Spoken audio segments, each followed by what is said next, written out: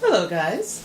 I'm not sure I've ever posted my kale chip recipe for you, so I'm going to do that now. I've made kale chips and I did a video where I made them in the dehydrator, and honestly it takes a really long time, and my daughter doesn't have patience to wait for that, and neither do I, so I'm going to show you how I make them in the oven in 10 minutes. The very first thing to do is turn your oven on to 350 degrees. Now you have your bowl, you have your kale, and an easy way to get the kale off the stem is just to hold the stem and just pull.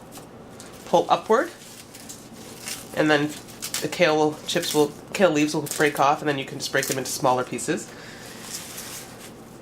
So just do that with all the kale that you want.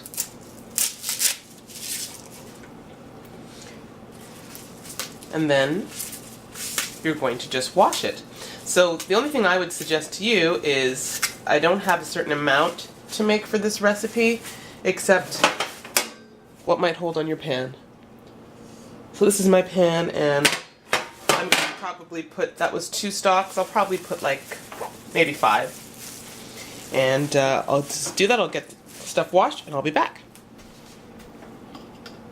Let me see that. I'll do one more of those. Just take the stalk like this, hold it like that. Push upward, and if it doesn't all come off like that one didn't, just break off the pieces. Okay guys, I'll be back.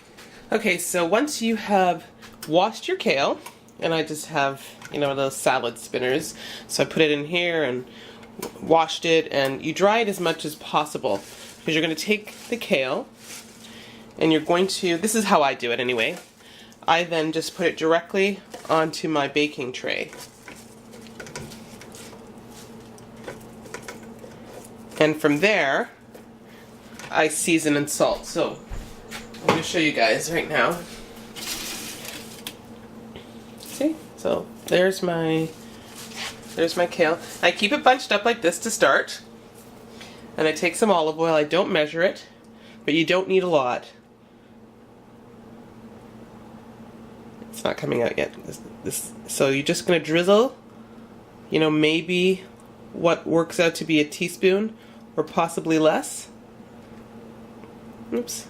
It's hard to know because I can no longer use the top of this bottle busted. Okay, so you drizzle that. You can put some salt. Sprinkle some salt on there if you want. I also tried making this and I added some garlic powder. So I'm just going to sprinkle some garlic powder. Not too much. Again, maybe like, if you like a lot of garlic, you can put more. Maybe like a teaspoon or not quite. And I have some nutritional yeast. I'm going to sprinkle that on there as well. I've done this before where I made it and sort of put a lot more nutritional yeast.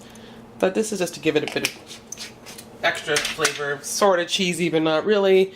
So now that you have this whole pile with all that on, I just grab all of the leaves. This is how I do it. Oops. I just mix it like this. You could put it in a bowl and do this. There's certainly no reason you can't. But for me, instead of wasting another bowl that has to be cleaned, I just do this. And if there are certain pieces that don't seem to have too much oil, you can just get them and rub them because you have some on your fingers.